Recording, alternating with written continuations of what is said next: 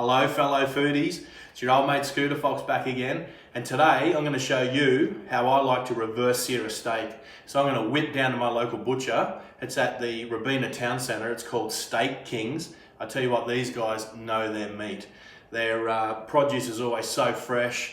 Their front display coolers are just full of goodness, so many options. They do dry aged steak as well. So I'm going to whip down there. I'm going to pick a nice, thick, juicy steak, and I'm going to show you guys how I like to reverse sear it. All right, let's go.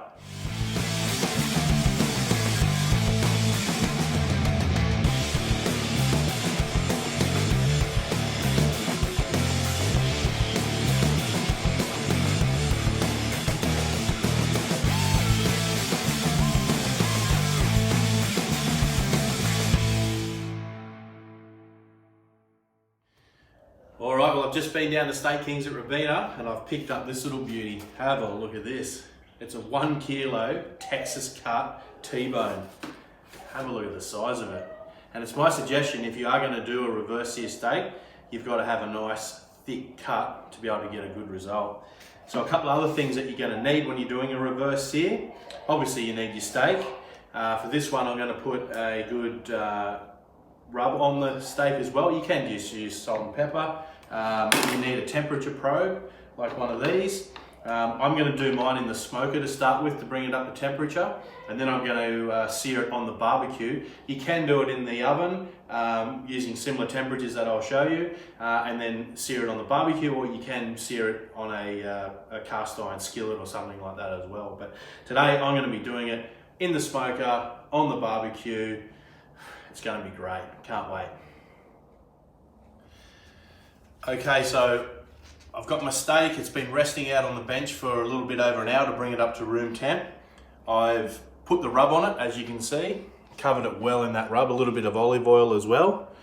And now it's time to put the probe in. You want to put that into the thickest part of the steak, like so. And I've got my smoker set up ready to rock and roll, so we'll go out and I'll show you where we take it from here.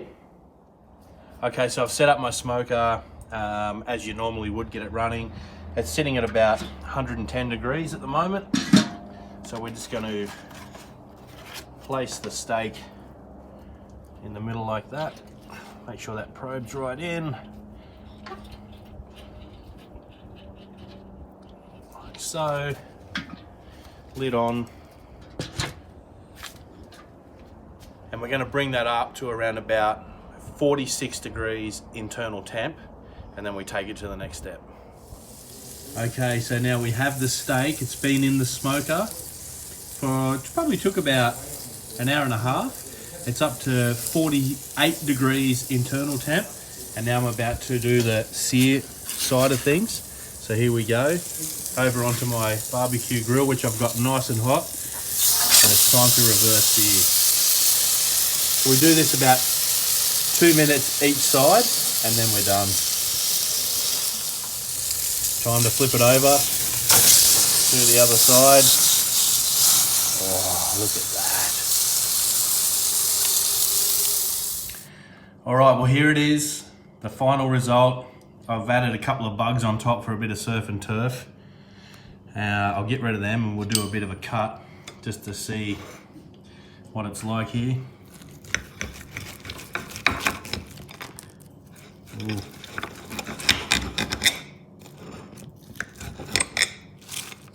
So it's reverse seared up to 46 degrees, and then put on the hot plate. Have a look at that, medium rare, perfection.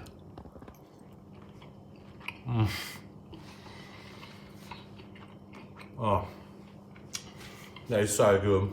Best way to cook a steak, reverse sear. Follow these steps. I know it's not the only way to do reverse sear, but it is my way of doing reverse sear. So give it a go. Like always, guys, if you like the video, hit like. If you haven't already, hit subscribe. And the old Scootafox will see you next time. There's food involved. Yeah.